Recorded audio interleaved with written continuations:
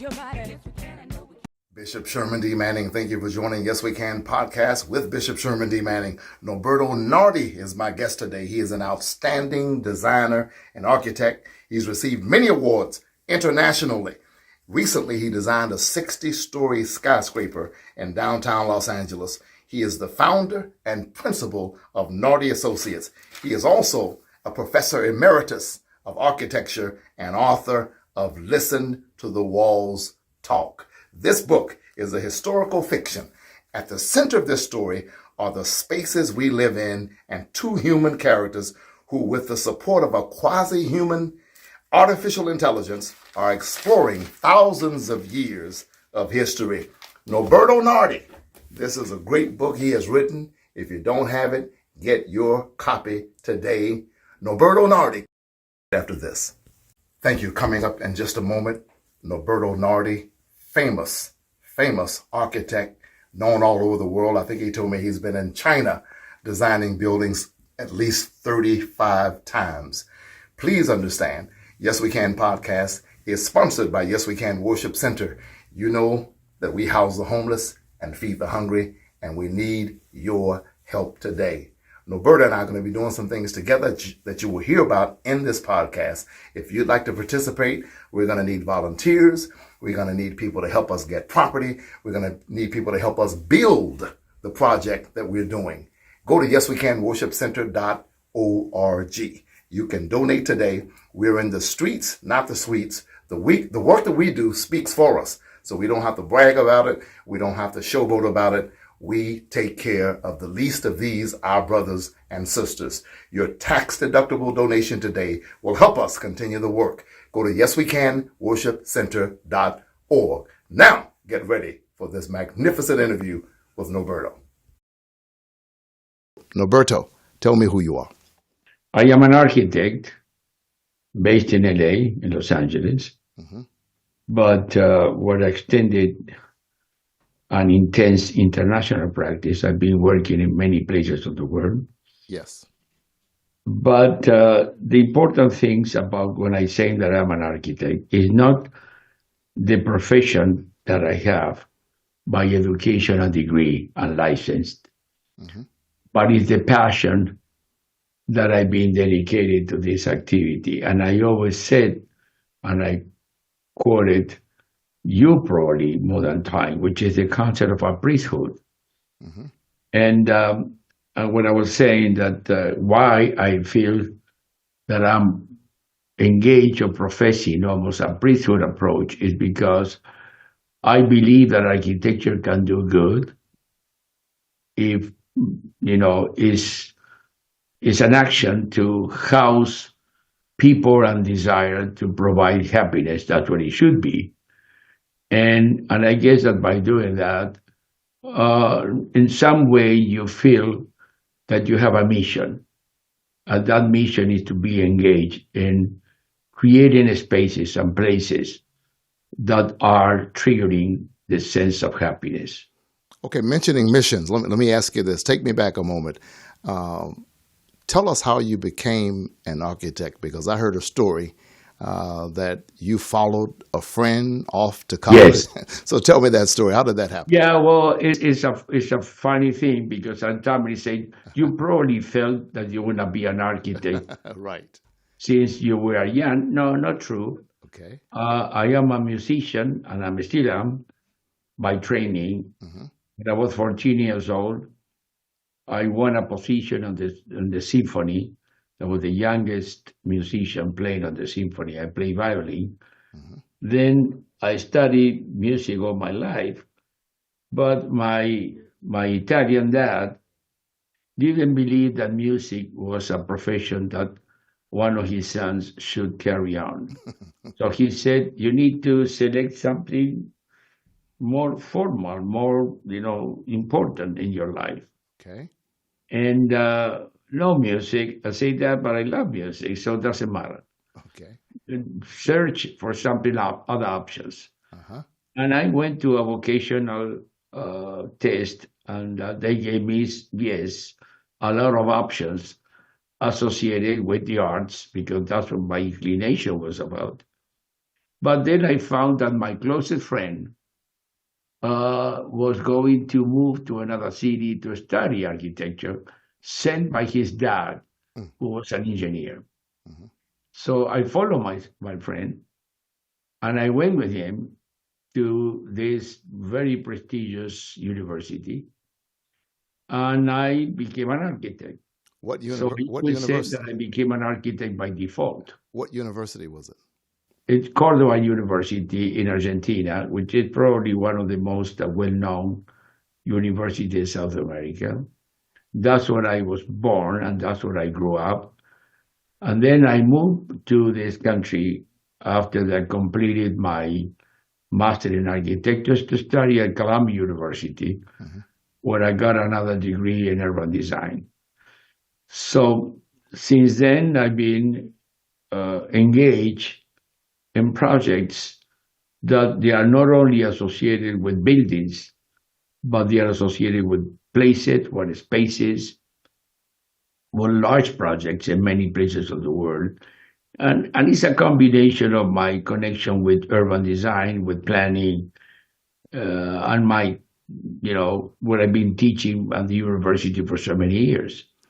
So now I am a professor emeritus, retired 3 years ago, and from the University of California system. Uh, but I am teaching now still at Berkeley and remotely, and now next coming Friday I will start teaching in a university in San Diego, distant learning, distant teaching.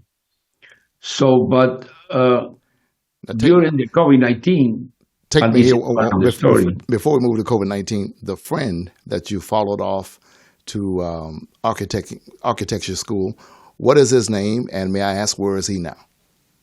Well, his name is Carlos Minervini, in other words, another Italian descent like me. Okay. And Carlos, unfortunately, he dead. Hmm. Um, he died 3 or 4 years ago, very tragically. I don't need to reveal how he died, but it Hmm. was very tragic. Hmm. And we kept in contact. We never really maintained a strong connection over the years. And in many ways, even that he became an architect, he did not really felt the same intensity and connection with the architectural field. He was working for the government, and it's interesting, that I became an obsessive architect by default Hmm. and following my friend, and my friend took another direction of his life. Oh, tell me this: what makes you so passionate about architecture? Break that down for me. Unpack it. That's an interesting question. Why? I don't know. I think that number one, uh, when you conceive a space, become a sort of an exercise of dreaming. It's not just an inspiration. You know that you are living in this earth, in this universe, where people are living, and then because I probably been teaching architecture and study history, I start learning the impact and the complexity of the world of architecture. Architecture is not just designing, it's not technology. Hmm. It's associated with set of belief, the people who are living in the houses. Hmm. It's associated with, we know, with the environment. It's associated with socializing and connection, communities. It's so complex, it's so rich and so attractive, but the multifacets that you need to understand and experience when you are designing a building or a complex or a city. I'm designing a new city now Hmm. in Mexico. Hmm. And this new city for me, why so exciting? Because this new city is not for the wealthy people. It's a new city of 32,000 people that is in between Cabo San Lucas and San Jose del Cabo, and it designed to house the working class Hmm. that is supporting the tourism industry in Baja California South, and they can barely afford to get a house because it's so expensive and it's so maintained by the rich people who are going to enjoy the beauty of Cabo and another portion of the world. So when you do that, I remember that one of my greatest satisfaction was a project that I did in Compton here in California, Hmm. just built. And the day that the building was officially open, I went to the opening, and many of the people who are living in that complex came to me to thank me. And I said, why? Because it said, well, we were expecting to have a typical project look like building, and now we have this place full of, you know, trees and light and vegetation, and people who not even know, very poorly educated, but they found the words to express their happiness.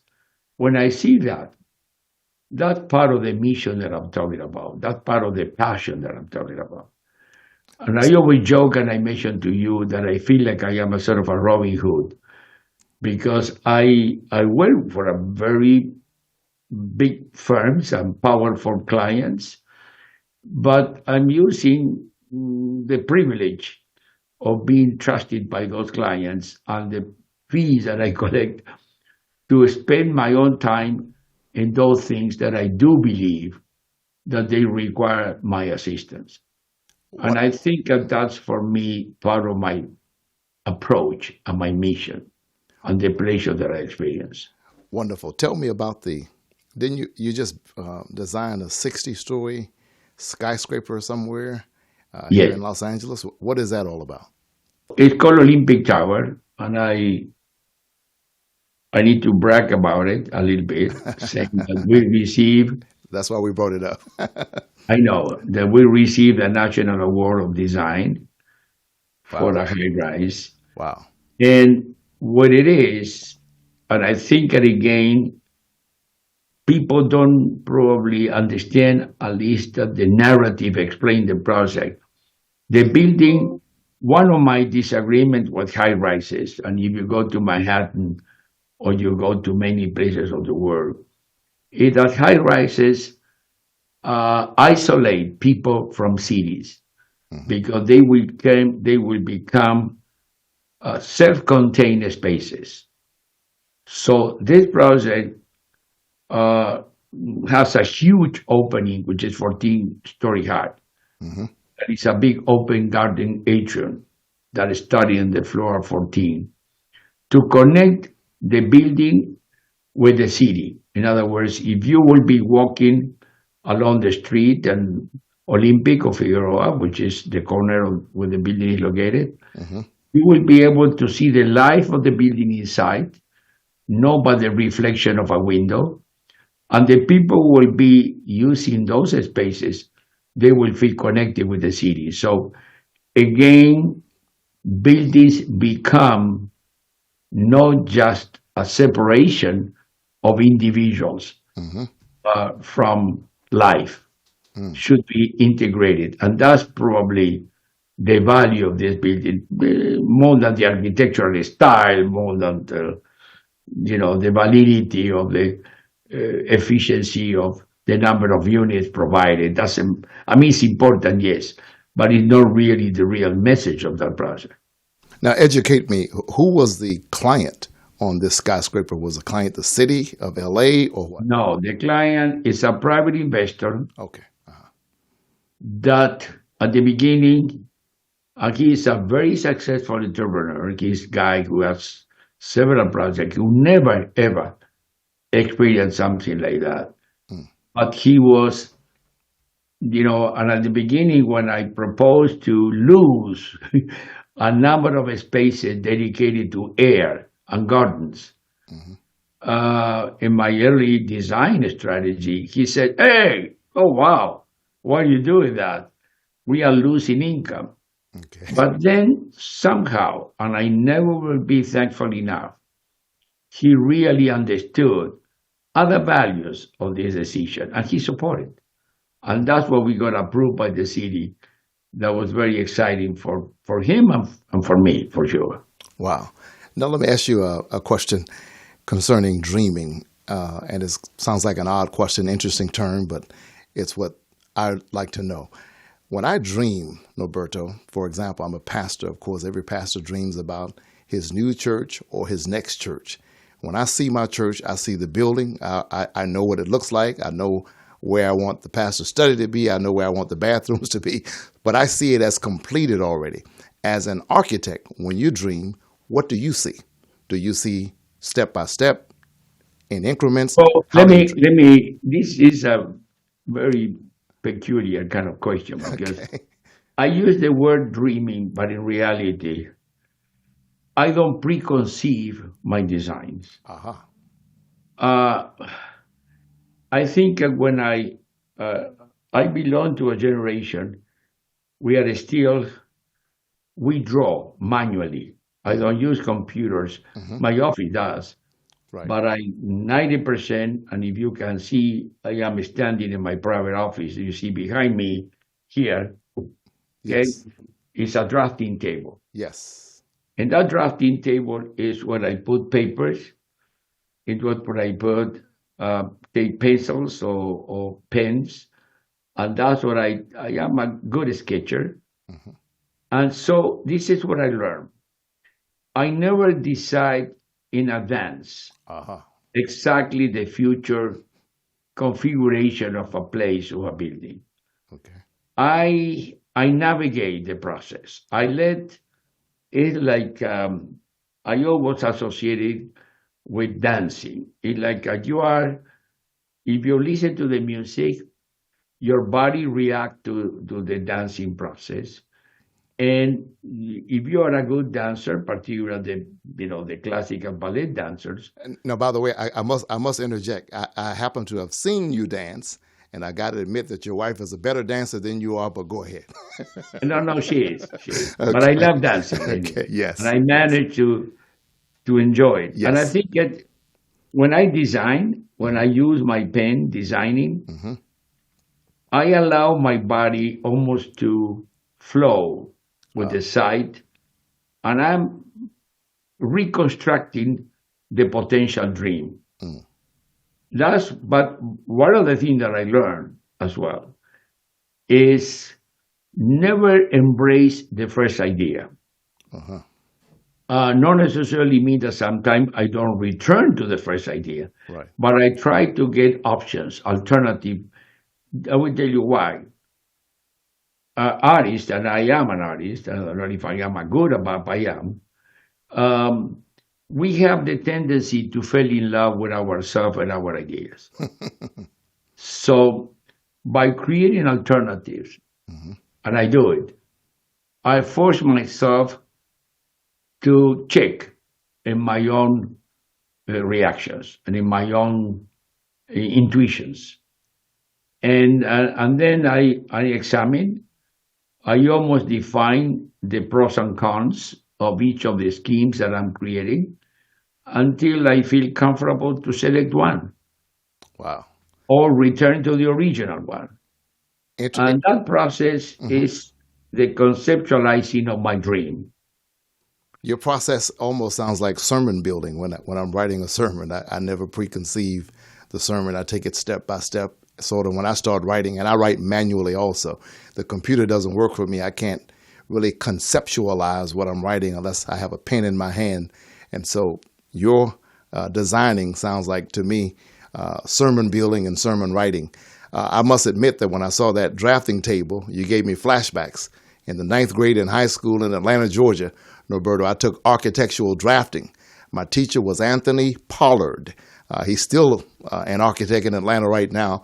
Now, I must admit to you, that's the only D I've ever gotten in high school, so I wasn't very good at architecture. Listen, we're going to pick up where you left off. We'll be right back after this. I hope you're enjoying this interview with Norberto Nardi, a fascinating man, an architect who's known around the world, and he's also a good man, a good, decent human being. Listen, ladies and gentlemen, I would not be able to do half of what we do if it wasn't for people like you. I want to take a moment to thank Attorney Saul Levitt. He specializes in shopping centers, very good friend of Norberto. I want to thank God for my dear friend, Attorney John Eisen. Now, it doesn't matter, but I will say that John is a Jewish lawyer who has sold into the work that we do for the homeless. John will tell you he's not very concerned about Yes We Can Worship Center, the church, but he is concerned about the homeless. And so we thank him for the donations and contributions which he has made to our organization. He has been a long time consistent supporter. Attorney John Eisen, my Jewish brother. Amen. And so to all of you who are watching, pastors, leaders, teachers, civic organizers, businessmen, please help us to house the homeless and feed the hungry. You can do so by going to yeswecanworshipcenter.org, sending your tax-deductible donation today online. If you want to do it through snail mail, go to 5857 South Central Avenue, Suite 180, Los Angeles, California, 90001. Make your check payable to Yes We Can Worship Center. Now, let's get back to this interview with Norberto Nardi. Stay tuned. Thank you for joining us. We're interviewing Norberto Nardi, great architect, and we were talking about his process of designing buildings and things of that nature. I got a lot I want to talk to him about. I'm going to have him back again. But before we go, we got to get to this book, this great book that he has written, Listen to the Walls Talk. It is an awesome book. I've been reading the book, Norberto. I want to ask you what inspired you to write it. And I also want to ask you to note that I noticed that every chapter begins with a famous quote. Whose idea was that? Well, as you probably see, my associate writer is my own daughter. I did. And I have 6 kids. Mm-hmm. She's the oldest of the pack. Mm-hmm. She's a psychologist. Yes. And so I decided that was a good venue because, one of my kids is working like my junior partner in my office. Now, one moment. How do we pronounce your daughter's name? Moira. Moira Nardi. Yeah. Okay. Moira is Mary in Irish. Uh-huh. So Moira. Okay. And she was born in New York. She's a New Yorker. Okay. And when I was studying at Columbia University, that's where she was born. Uh-huh. So when I came with this idea, and the book is still, even that is not about architecture. Right. It is connected with my work, because if you see what the publisher put on the back describing the book, it's essentially a conversation in between humans and spaces. Mm-hmm. And again, I'm going back to my early comment why I became an architect, why I am an architect. Mm-hmm. We have the feelings that we control the space that we work with. In other words, we control the earth that we are planted. It's not necessarily true. Number one, if you are a God believer, you know that you cannot control the earth. Mm-hmm. Two, there are clear indications that spaces, natural and man-made, in a very weird way, they have their own voices. So they like you, they reject you, you feel uncomfortable, and if you're in the natural environment, it's very clear that the nature now is expressing, in many ways, its disagreement with the way that humans are treating the natural environment. And we know that. We don't need to be too progressive or liberal to understand there is a connection in between human behavior, human actions, and the natural environment. Mm-hmm. So when I learned about that, I felt that was important for me to conceive or to give a space or to give a platform to this other reality that is part of the spaces. Hmm. So I shared that idea with my daughter. At the beginning, she was not very supportive. She's a psychologist. She's Okay. dealing with human beings all the time, not with spaces. Right. Even that she knows he's crazy dad, but anyway, that was the reaction. Say, Dad, this is a crazy idea. What are you talking about? How do you want to make a space to talk? Okay. I say, I don't know, but I would like to see a way, and I need your help. Mm. And she finally committed. I carry the load to develop the concept of the book, but she was a tremendous, incredible contributor. And particularly, many ways, by disagreeing with me, Uh-huh. by contesting. So I started writing this book during the COVID-19 Mm. because I closed my office like many people did Right. temporarily and I worked for home. Then I was not driving anymore. I was not spending time on the crazy freeways of LA. Mm. So I was able to put that time in writing. Mm. And that's the way that the book was created. We were lucky to have a good publisher to value the intention. And the book had been published about 3 months ago. And now, you know, I am not expecting, it's my first experience to write a fiction novel. I wrote an academic book, but it was a completely different story. Um, when you are dealing with a fiction, is it's an attraction. It's like a designing a building. You are dealing with a blank piece of paper where you can put there anything. Like when I'm designing a building is very similar, Hmm. deal with the black canvas. But then with the advantage by writing versus architecture, you have more freedom when you're writing. Absolutely. And that's one of the things that I enjoy. Absolutely. Absolutely. For fiction And writing is in writing you can say whatever you want, not mean necessarily that people will agree or will be published. correct. In architecture, you cannot do whatever you want. Right. You are, restrained by regulations, by money, by politics, by taste, by whatever you name it. Absolutely. I've got limited time. I want to ask you about a very important person to you. I hope I'm pronouncing the name right. Adelia.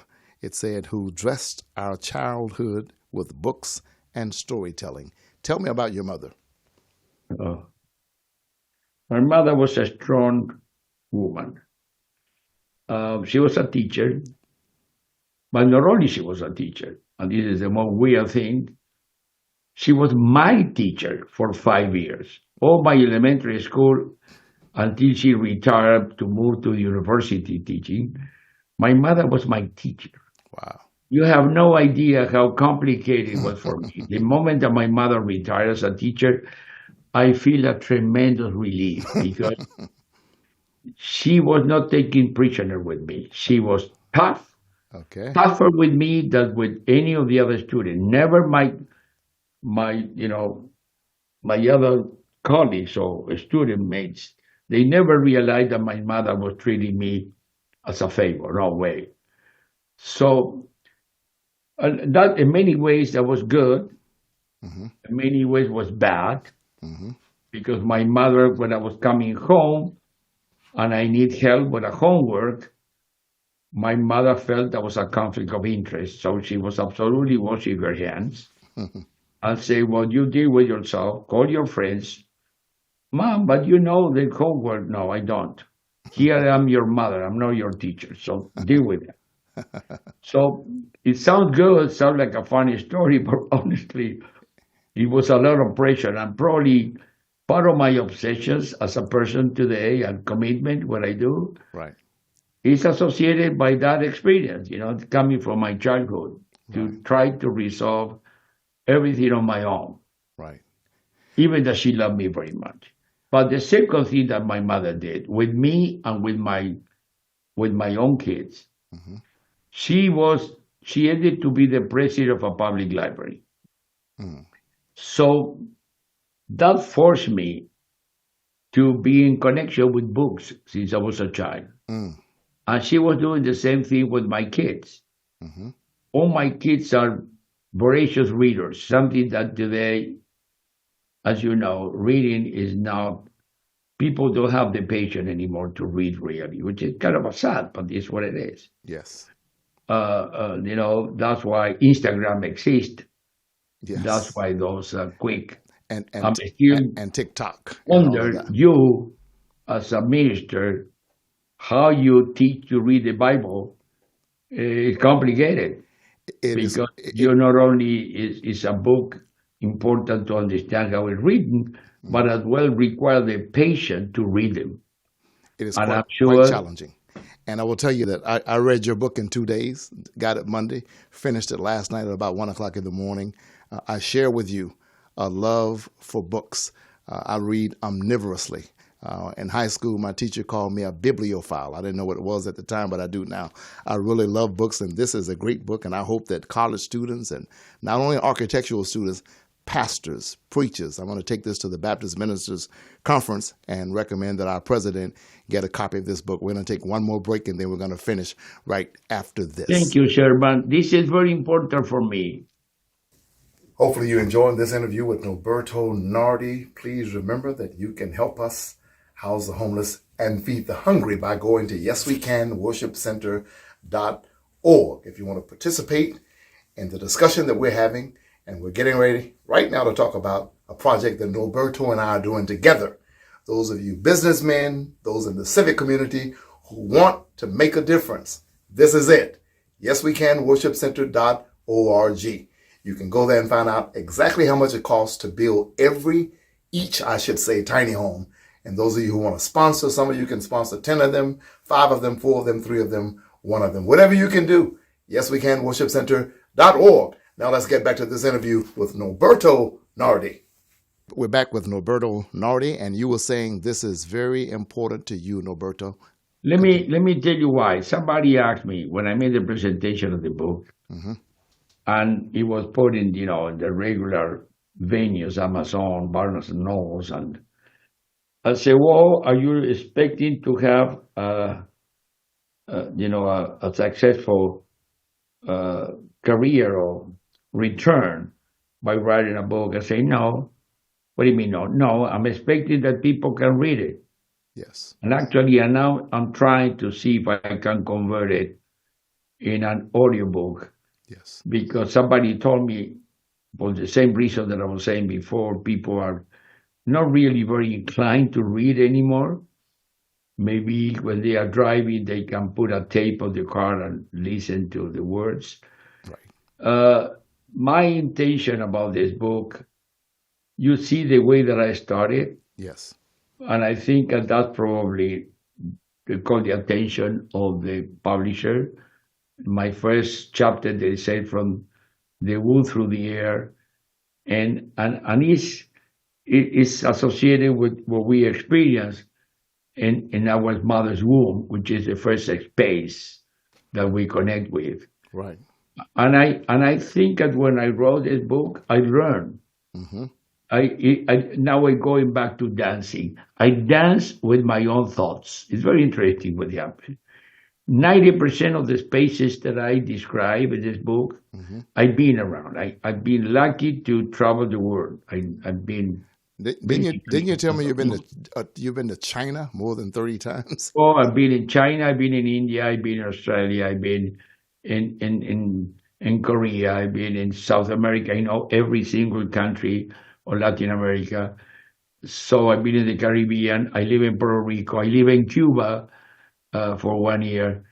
So, which is very beautiful to tell a story for a book. Mm-hmm. It's very complicated as a human being because you start losing the sense of home. Right. You know,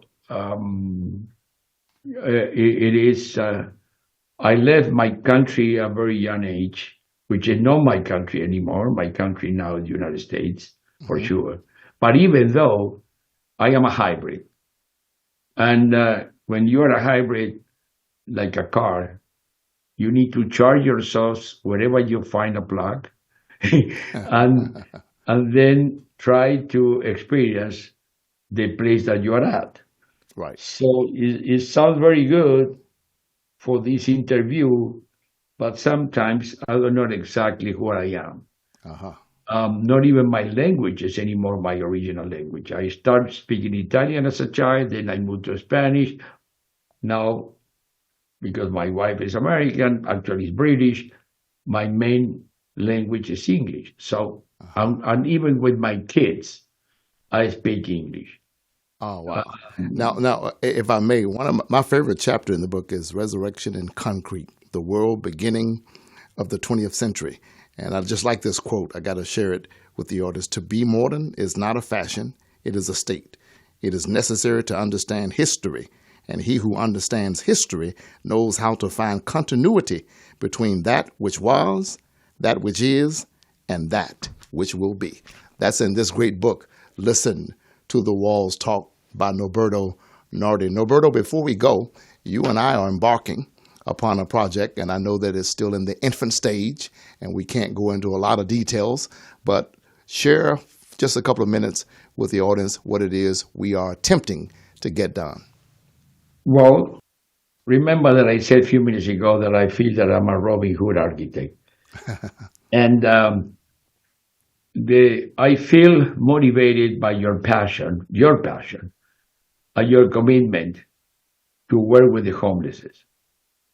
And it's something that I feel, and sometimes I criticize my colleagues because there are many talented colleagues that I have, Hmm. very talented, Hmm.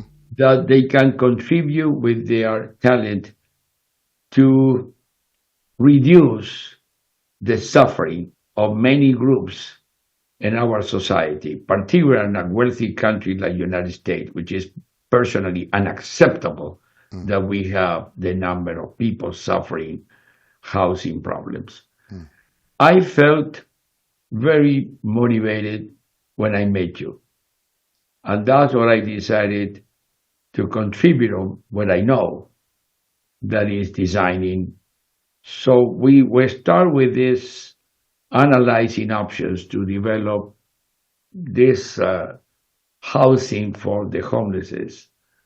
And but when this is part of our discussion with you, Hmm. not only to provide a place where they can live uh, in transition or permanently, depending how they will be developed, Hmm.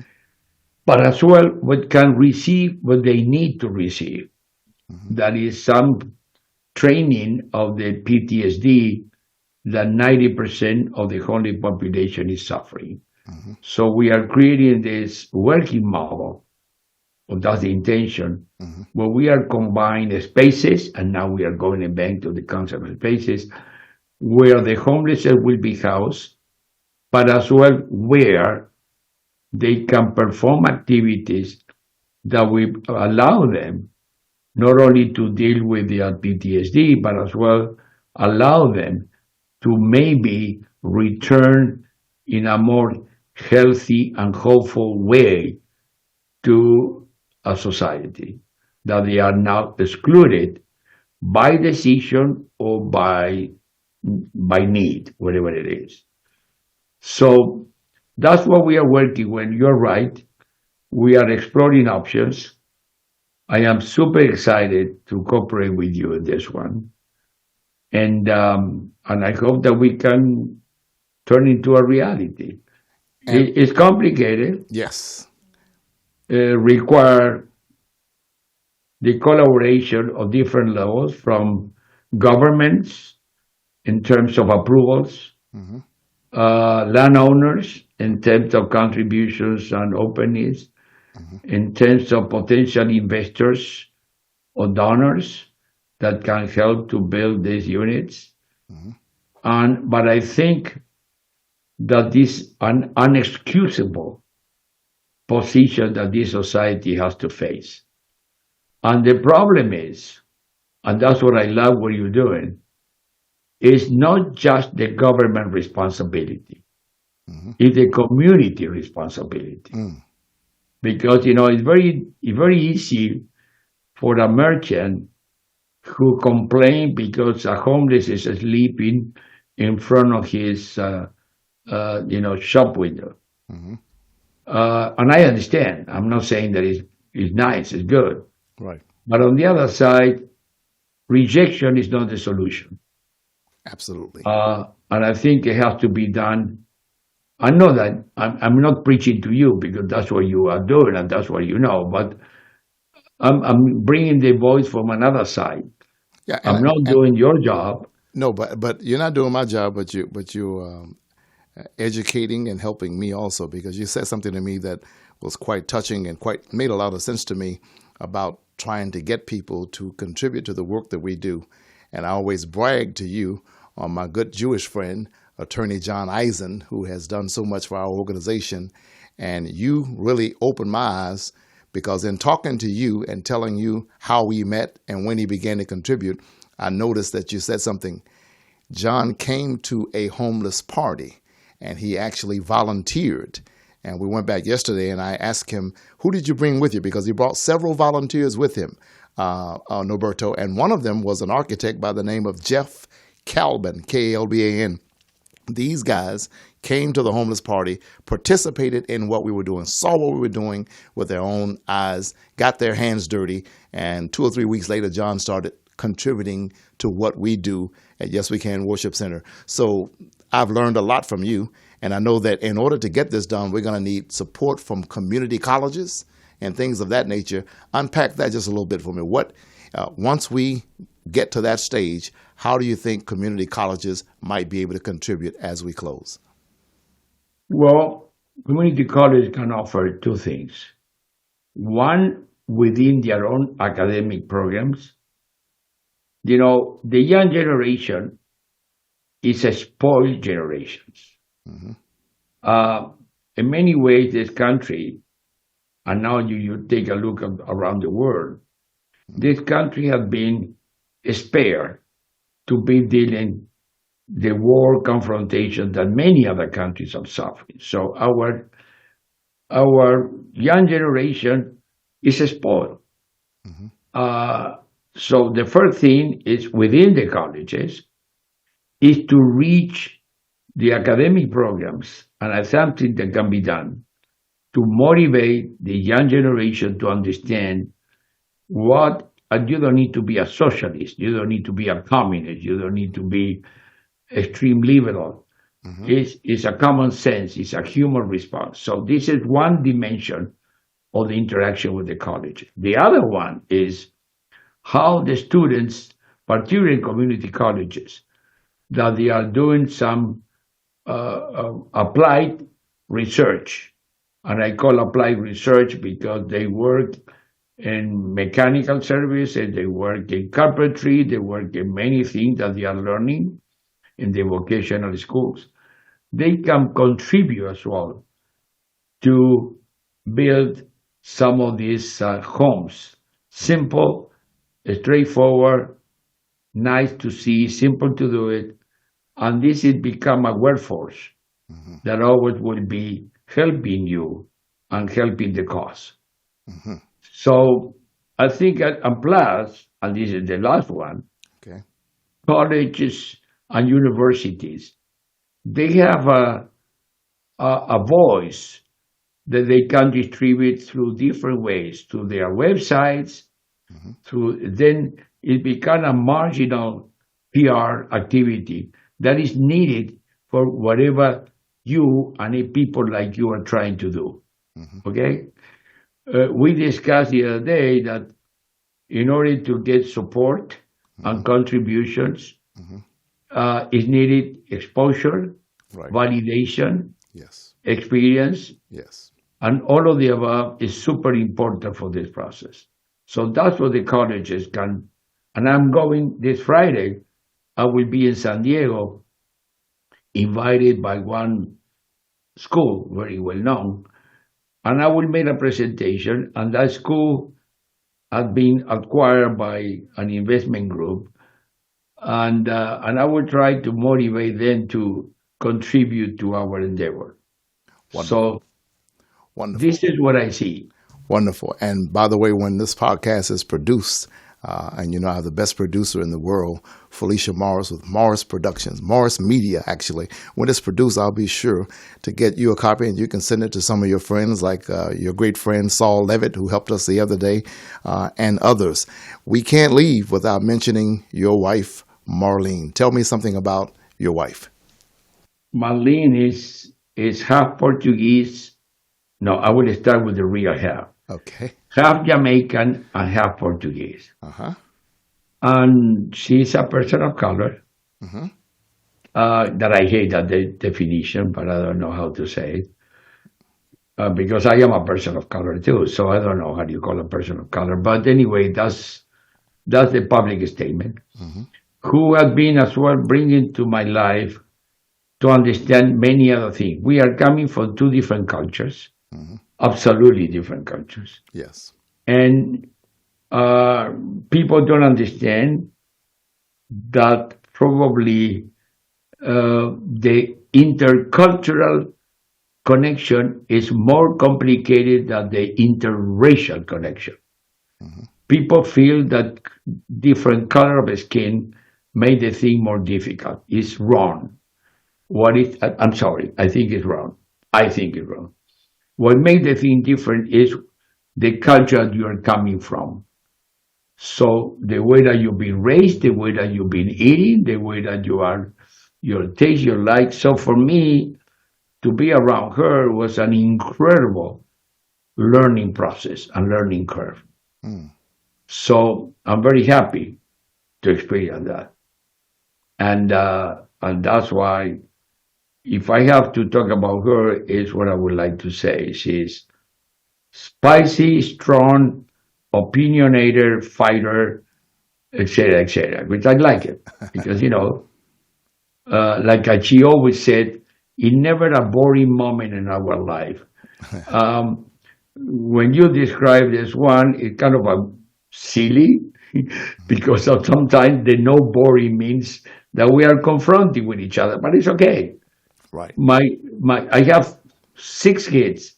3, listen this, Sherman, 3 Mm-hmm. are psychologists. Oh my God. 3. Okay. No one, not 3. Wow. Half of my kids are psychologists. Wow.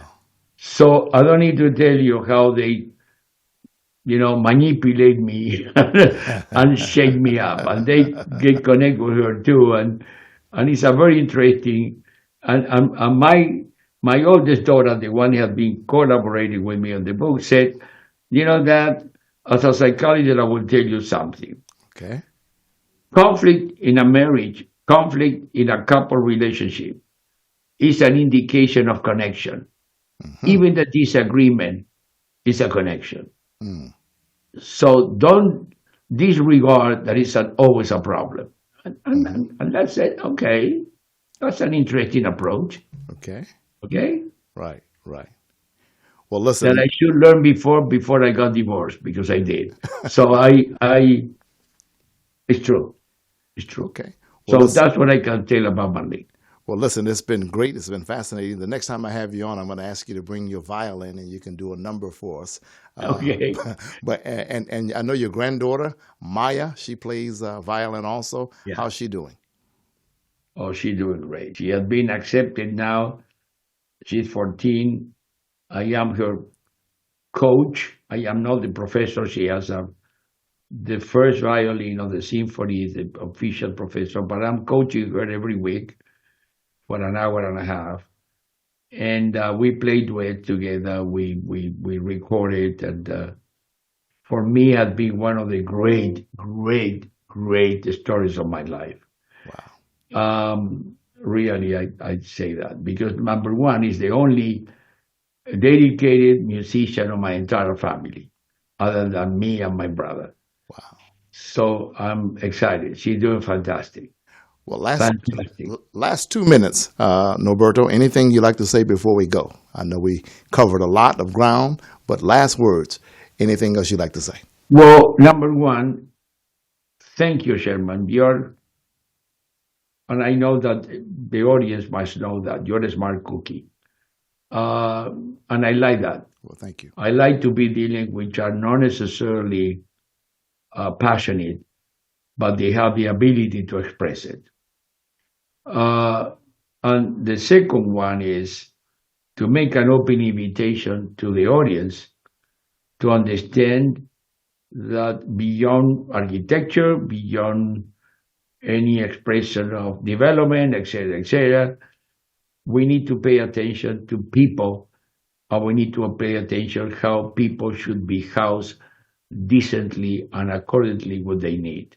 And that's why your effort to create this housing project for the homeless is for me of foremost importance to follow and support. That's all what I can say. Wonderful. Well, thank you for coming, ladies and gentlemen. Norberto Nardi, he's the author of Listen to the Walls Talk. And I concur with his assessment that we need to get back to reading. We need to read by any means necessary.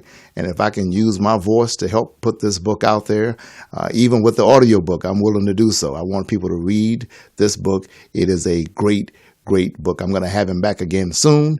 Remember, if you'd like to participate in our project that's in the infant stages, you can go to yeswecanworshipcenter.org, take a look at what we're doing. And if you have any ideas for your college program that you might be able to help us with to participate and collaborate with what we're doing, we need you to do so. Pastors, preachers, teachers, leaders, get this book. Listen to the Walls Talk by Norberto Nardi. Please remember that we can make a difference. We can feed the hungry. We can house the homeless. We can make this world a better place. We can do it together. Yes, we can.